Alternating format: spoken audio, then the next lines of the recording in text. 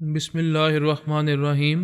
گمنام ہیروز کے معزز ناظرین، السلام علیکم۔ آئیے چلتے ہیں کہانی کی طرف۔ الپا نے صحیح وقت پر اینجی کو اغوا کر کے کوبرا کے زبردست منصوبے کو خاک میں ملا دیا تھا۔ وہ کبھی سوچ بھی نہیں سکتا تھا کہ الپا نے اس کی لا علمی میں اس کی چہیتی بیوی کو اعلی کار بنایا ہے۔ الپا نے اینجی کو اغوا کرنے کے لیے جیری کو اعلی کار بنایا تھا۔ جیری نے اس کی مرضی کے مطابق اینجی کو بے ہوش کیا تھا۔ وہ نہیں جانتا تھا کہ اسے بے ہوش کرنے کے بعد کہاں لے جائے گا۔ وہ یہ سب کچھ الپا کی مرضی کے مطابق کرتا جا رہا تھا۔ اس کا کوئی دوسرا خفیہ اڈا نہیں تھا۔ وہ گھوم پھر کر اس مکان میں دوبارہ آ گیا۔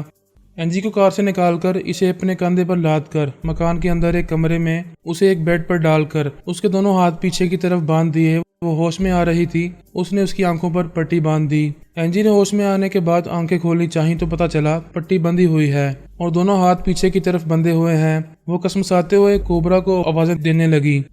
جیری نے کہا، میں تمہارے قریب بیٹھا ہوا ہوں اور تم ریوالور کے نشانے پر ہو۔ اپنے کوبرا کو آوازیں دیتی رہو۔ اگر وہ نہ آئے تو مجھے فون نمبر بتاؤ۔ جتنی جلدی معاملات طے ہوں گے اتنی ہی جلدی تمہیں رہائی ملے گی۔ وہ کوبرا کا فون نمبر بتانے لگی۔ ایسا ہی وقت وہ اس کے دماغ میں آ گیا۔ آتا ہی جھنجھلا کر بولا، تمہاری وجہ سے میں فرحات تک پہنچتے رہ گیا۔ میں اپنی پلاننگ کے مطابق اسے اپنا معمول اور محکوم بنا سکتا تھا۔ میں بہت بڑی کامیابی سے محروم ہو گیا ہوں۔ تم گھر سے باہر کیوں گئی تھی؟ کہاں مرنے گئی تھی؟ ان بدماشوں کے ہاتھ کیسے لگ گئیں؟ اب تم کہاں ہو؟ وہ روتے ہوئے بولی، مجھے غصہ کیوں دکھا رہے ہو؟ کیا میں جان بوجھ کر تمہیں پریشان کر رہی ہوں؟ اگر پریشان ہو رہے ہو تو مجھے میرے حال پر چھوڑ دو۔ چلے جاؤ یہاں سے۔ جو میرے نصیب میں لکھا ہے وہ ضرور ہوگا۔ بکواس مت کرو، تم جانتی ہو میں تمہیں کس قدر چاہتا ہوں۔ تمہارے اچھے اور برے نصیب کی ذمہ داری مجھ پر ہے۔ بتاؤ یہ تمہیں کہاں لے آیا ہے؟ تم غصے میں یہ نہیں دیکھ رہے ہو کہ میری آنکھوں پر پٹی بندھی ہے؟ میں کیسے بتاؤں کہ مجھے کہاں لایا گیا ہے؟ واقعی میری عقل کام نہیں کر رہی ہے۔ جی چاہتا ہے دیوار سے سر ٹکرانے لگوں۔ اتنا بڑا ٹیلی پیتھی جاننے والا میری گرفت میں آتے آتے ہاتھ سے نکل گیا ہے۔ جیری بڑی دیر سے خاموش بیٹھا اینجی کو دیکھ رہا تھا۔ اس نے پوچھا، کیا تم اپنے آدمی سے باتیں کر رہی ہو؟ کوبرا نے اینجی کے ذریعے کہا، ہاں میں موجود ہوں۔ مجھے بتاؤ تمہاری مطلوبہ رقم مجھے کہاں پہنچانی ہے؟ اس بار الپا نے جیری کے ذریعے کہا، مجھے رقم کی ضرورت ہے اور نہ ہی میں تمہاری وائف کو نقصان پہنچانا چاہتی ہوں۔ میں تو ایک اعلی کار ہوں۔ تمہیں کوئی فرحاد علی تیمور تک پہنچنے سے روکنا چاہتا تھا۔ وہ اپنے مقصد میں کامیاب ہو چکا ہے۔ اغوا کا یہ ڈرامہ ختم ہو چکا ہے۔ تمہاری وائف واپس آ رہی ہے۔ کوبرا نے کہا، تم فرحاد کی حمایتی ہو۔ تم نے مجھے بہت بڑی ناکامی کا منہ دکھایا ہے، لیکن یہ تمہاری مہربانی ہے کہ تم میری وائف کو نقصان نہیں پہنچا رہی ہو۔ میں اس کی واپسی کا بے چینی سے انتظار کر رہا ہوں۔ امریکی اکابرین کے لیے ان کے تمام ٹیلی پیتھی جاننے والے بے حد اہم تھے۔ وہ ان سب کو سر آنکھوں پر بٹھاتے تھے، لیکن سب سے زیادہ عزت نمبر 7 کی کرتے تھے۔ اس پر اندھا اعتماد کرتے تھے کیونکہ اس نے ان اکابرین کا ساتھ نہیں چھوڑا تھا۔ باقی تمام ٹیلی پیتھی جاننے والے امریکہ چھوڑ کر مختلف ملکوں اور شہروں کی طرف چلے گئے تھے۔ وہ آزاد اور رپوس رہ کر اپنی مرضی کی زندگی گزارنا چاہتے تھے۔ نمبر 7 نے فیصلہ کیا تھا کہ وہ فوج کے 3 اعلیٰ افسران کا اعتماد حاصل کرتا رہے گا اور ان کے مشوروں کے مطابق ملک و قوم کی خدمت کرتا رہے گا۔ اس کے باقی ٹیلی پیتھی جاننے والے ساتھی جو زنجیریں توڑ کر چلے گئے تھے، وہ سبھی محب وطن تھے اور نمبر 7 سے بہت محبت کرتے تھے۔ اس کے مشوروں پر عمل بھی کرتے تھے۔ جب انہیں انڈر گراؤنڈ سیل سے آزادی ملی تھی تب نمبر 7 اعصابی کمزوریوں میں مبتلا تھا۔ ایسے وقت اس کے تمام ساتھیوں نے اس کی حفاظت کی تھی، اسے اسپتال پہنچایا تھا اور اس بات کا خیال رکھا تھا کہ کوئی دشمن اس کے دماغ میں پہنچ کر اسے اپنا غلام نہ بنا لے۔ اتنا خیال رکھنے کے باوجود اعلیٰ بی بی نے اس کے دماغ میں جگہ بنا لی تھی۔ ان 8 امریکی ٹیلی پیتھی جاننے والوں میں نمبر 3 بہت پہلے سے ہمارا معمول تھا۔ اعلیٰ بی بی نے نمبر 3 کے ذریعے نمبر 7 کو اپنا معمول اور محکوم بنا لیا تھا۔ اس طرح وہ امریکہ اور اس کے اتحادی ممالک کے ٹاپ سیکرٹس اور انتہائی خفیہ منصوبوں سے واقف ہوتی رہتی تھی۔ وہ 8 ٹیلی پیتھی جاننے والے اتحادی ممالک کے سربراہوں اور اہم عہدیداروں کے اندر پہنچ کر ان کے ایسے منصوبوں اور ارادوں کو بھی سمجھتے رہتے تھے جنہیں وہ امریکہ سے بھی چھپانا چاہتے تھے۔ نمبر 3 اور نمبر 7 نہیں جانتے تھے کہ اعلیٰ بی بی ان کی لا علمی میں ان کے تمام راز اور منصوبے معلوم کرتی رہتی ہے۔ پہلے تو دشمنوں کے ناپاک عزائم یہ تھے کہ وہ بابا صاحب کے ادارے کو نیست و نابود کر دیں گے، لیکن میں ان کے گلے میں ہڈی کی طرح اٹک گیا تھا۔ وہ مجھے گرفتار کرنے کے بعد الجھ رہے تھے کہ میں اصلی ہوں یا نہیں، کیونکہ ازبکستان میں بھی ایک فرحاد علی تیمور موجود تھا۔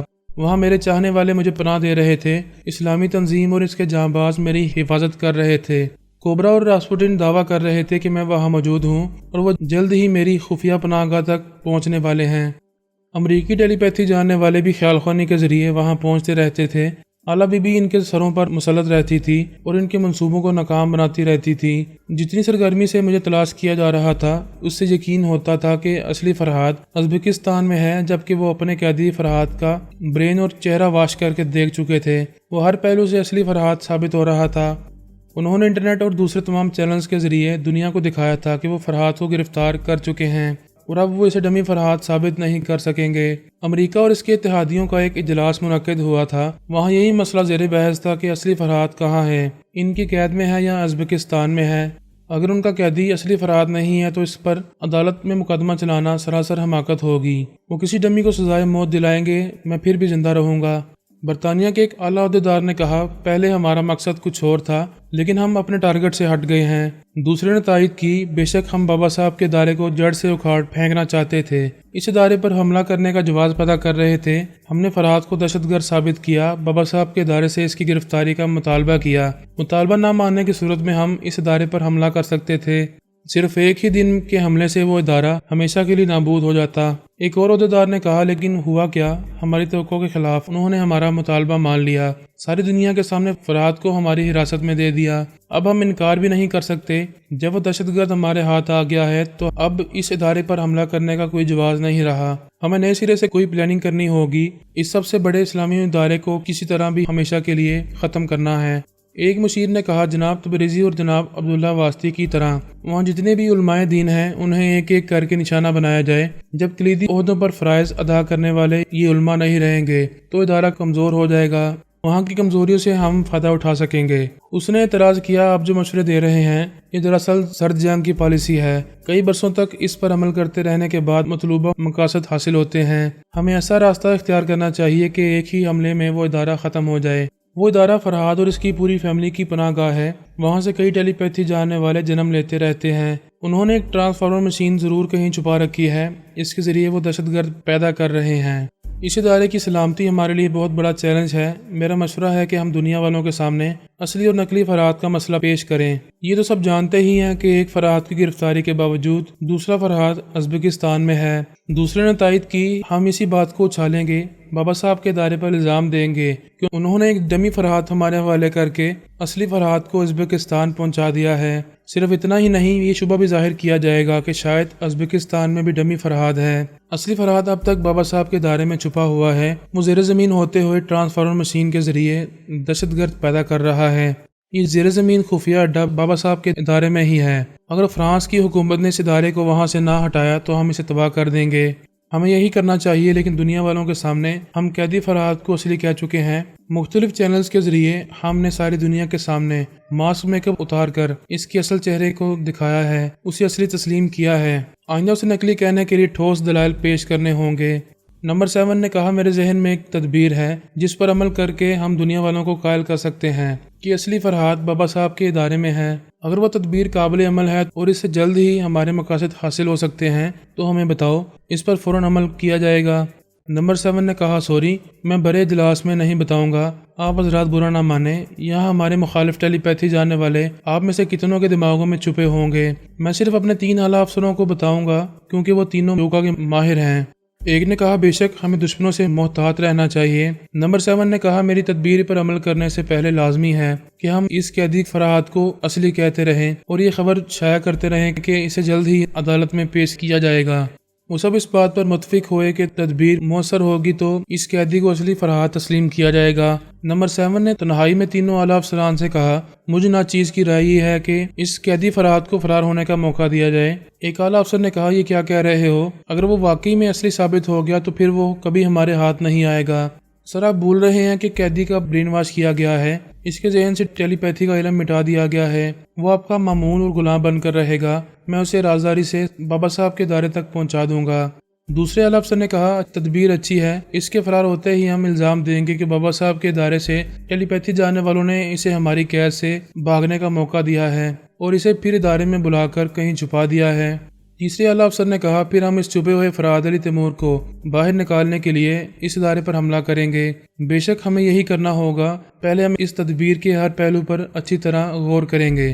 وہ صبح سے شام تک غور کرتے رہے۔ ایک نے کہا، ویسے تو اس منصوبے میں کوئی خرابی نہیں ہے، لیکن مخالف ٹیلی پیتھی جاننے والوں کو جب یہ معلوم ہوگا کہ وہ ہماری قید سے فرار ہو گیا ہے تب وہ گڑبڑ کریں گے۔ وہ کیسی گڑبڑ کر سکتے ہیں؟ ہو سکتا ہے وہ فرار ہونے والے فراد کو بابا صاحب کے ادارے میں واپس نہ جانے دیں، اس کا راستہ بدل دیں۔ تم تنہا ان کے مقابلے میں کیا کر سکو گے؟ نمبر 7 نے کہا، ان حالات میں اپنے دوسرے ٹیلی پیتھی جاننے والے ساتھیوں کو پہلے سے رازدار بنانا ہوگا۔ ہمارے ساتھی اس سلسلے میں اور بھی اہم مشورے دے سکتے ہیں۔ الپا یہ چیلنج کر چکی ہے کہ وہ فرات کو ہماری قید سے نکال کر لے جائے گی۔ وہ اس سلسلے میں ضرور کچھ کر رہی ہوگی۔ اس کا یہ چیلنج ہمارے حق میں بہتر ہے۔ ہم تمام میڈیا کے ذریعے اس بات کو اچھالیں گے کہ الپا فرات کو عدالت میں پیش نہیں ہونے دے گی۔ وہ اسے ہماری قید سے نکال کر لے جانے کی کوششیں کر رہی ہے۔ ہم اس کی ایک کوشش کو ناکام بنا چکے ہیں۔ ہم یہ بھی الزام دیتے رہیں گے کہ الپا کے علاوہ بابا صاحب کے ادارے کے دوسری ٹیلی پیتھی جاننے والے بھی یہی چاہتے ہیں۔ وہ سب ہمارے لیے درد سر بنے ہوئے ہیں۔ انہیں یقین ہو گیا ہے کہ فرات کو ہماری عدالت سے سزائے موت ملے گی، اس لیے وہ اسے ہماری قید سے نکال لے جانا چاہتے ہیں۔ وہ سب اس تدبیر پر عمل کرنے کے لیے متفق ہو رہے تھے۔ نمبر 7 نے کہا، میں قیدی فرات کے دماغ میں جا کر اسے اپنا معمول اور محکوم بنانا چاہوں گا۔ ہم تمہیں ایک انڈر گراؤنڈ سیل میں لے جائیں گے، وہاں تم قیدی کو روبرو دیکھتے ہوئے اس پر تنظیمی عمل کر سکو گے۔ دوسرے اعلیٰ افسر نے کہا، ہم ابھی برطانیہ کے اعلیٰ ترین حکام سے رابطہ کر رہے ہیں، یہاں سے تمہیں 2 گھنٹے کے بعد اس قیدی کے پاس لے جائیں گے۔ نمبر 7 ان کے دماغوں سے نکل آیا، اپنا دوسرے خیال خوانی کرنے والے ساتھیوں سے رابطے کرنے لگا۔ اعلیٰ بی بی نمبر 7 کے دماغ سے نکل کر اپنی جگہ دماغی طور پر حاضر ہو گئی۔ پھر اس نے مجھے مخاطب کیا، ہائے پاپا۔ ہائے پاپا کی جان، کیا بہت مصروف ہو؟ جی ہاں، بہت زبردست مصروفیات ہیں، بڑا مزہ آ رہا ہے۔ میں ایک تازہ خبر سنانے آئی ہوں۔ پہلے یہ بتائیں، آپ اور مما کہاں ہیں اور کیا کر رہے ہیں؟ میں اور سونیا جزیرہ لنتاؤ میں تھے، وہاں مالری کا قلعہ ہمارے قبضے میں تھا، ہم اس پر اپنا قبضہ برقرار رکھنا چاہتے تھے۔ سونیا کی پلاننگ کے مطابق ہم ایک اور ڈمی فرہاد اپنے ساتھ لے آئے تھے۔ آئندہ یہ ظاہر کرنا چاہتے تھے کہ اصل فرہاد مالری کے قلعے میں ہے، تمام دنیاوی ہنگاموں سے دور اس قلعے میں پرسکون زندگی گزار رہا ہے۔ ہم اسے وہاں چھوڑ کر ہانگ کانگ کے شہر میں جا کر رہنے والے تھے۔ میں نے اعلیٰ بی بی کو یہ باتیں بتائیں، پھر کہا، اب اپنی تازہ خبر سناؤ۔ وہ بتانے لگی، امریکہ اور اس کے اتحادی ممالک میرے اصلی یا نقلی ہونے کے سلسلے میں بری طرح الجھ رہے تھے۔ بابا صاحب کے ادارے کو تباہ و برباد کرنے کے لیے نئے سرے سے منصوبے بنا رہے تھے۔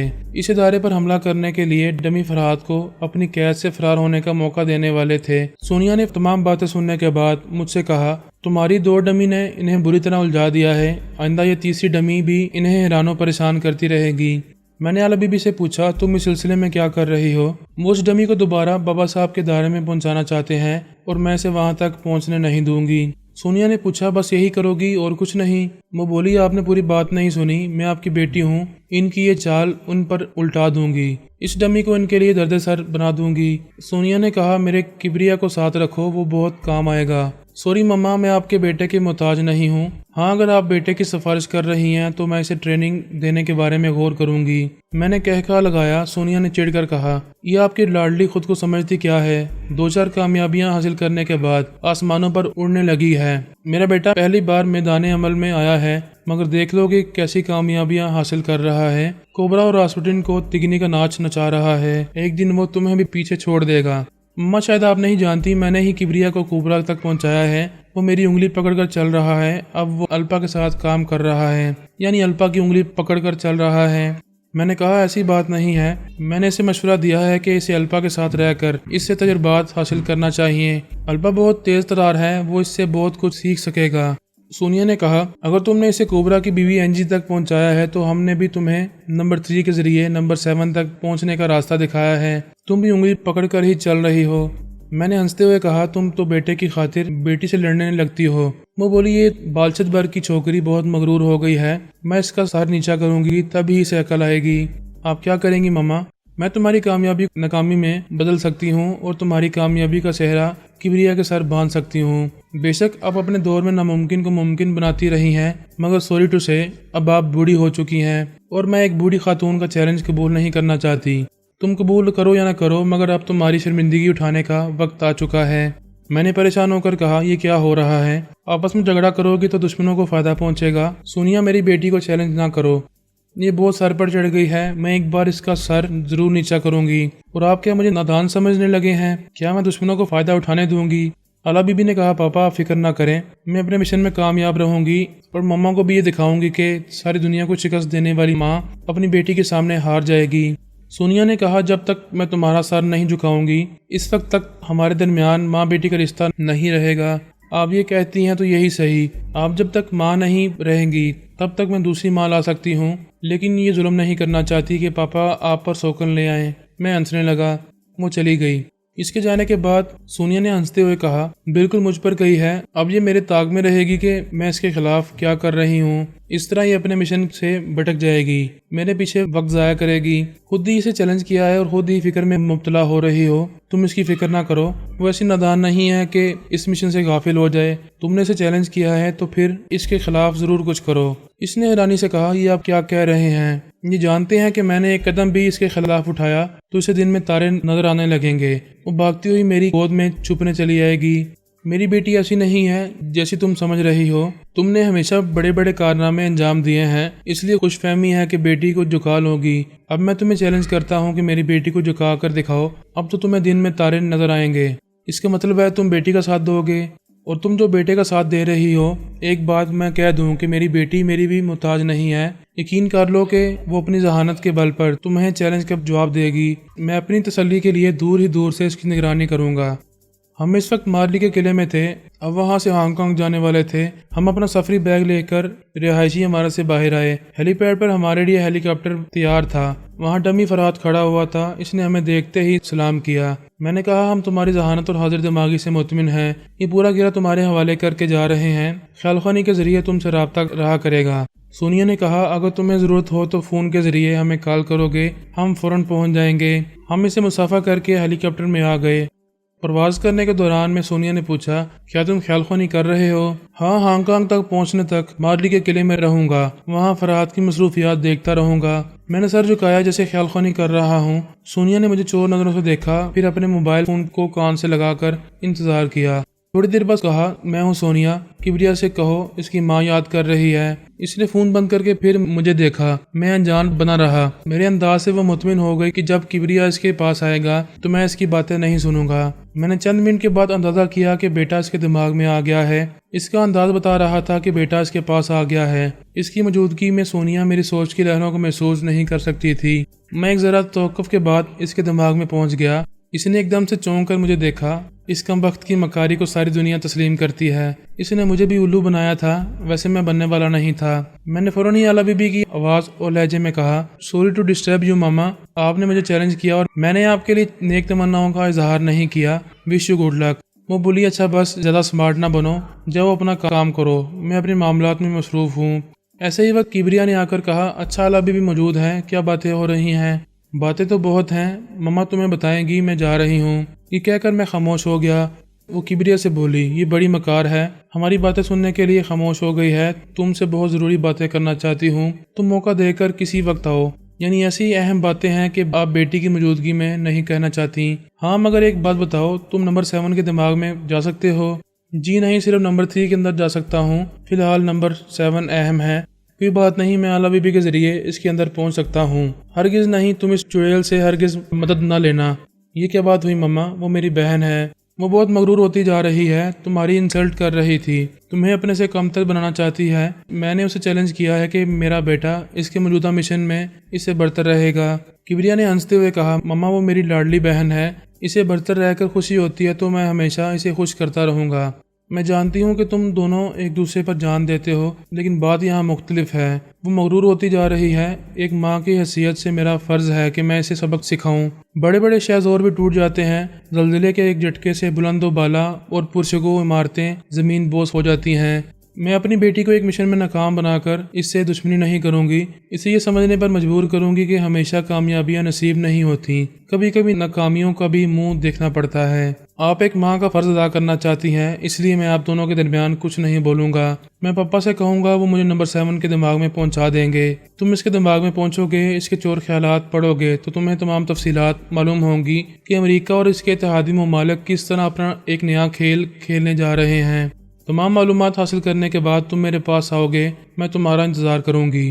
وہ آنے کا وعدہ کر کے جانے والا تھا، اس سے پہلے میں سونیا کے دماغ سے نکل آیا۔ اس نے سر گھما کر مجھے دیکھا۔ میں خیال خوانے کے انداز میں ایک سمت تک رہا تھا۔ ہم ہانگ کانگ پہنچنے والے تھے۔ وہ میرے ہاتھ پر ہاتھ مار کر بولی، واپس آ جاؤ۔ میں نے اسے دیکھا۔ اس نے کہا، تم کچھ لمبی خیال خوانی کر رہے تھے جبکہ قلعے میں اس ڈمی کے خیالات اچھی طرح پڑ چکے ہو، اس سے پوری طرح مطمئن ہو۔ میں صرف قلعے میں نہیں تھا، ازبکستان پہنچا ہوا تھا، وہاں بھی ڈمی فرہاد بڑی ذہانت سے میرا رول ادا کر رہا ہے۔ ہانگ کانگ پہنچ کر پھر خیال خوانی میں مصروف رہوں گا۔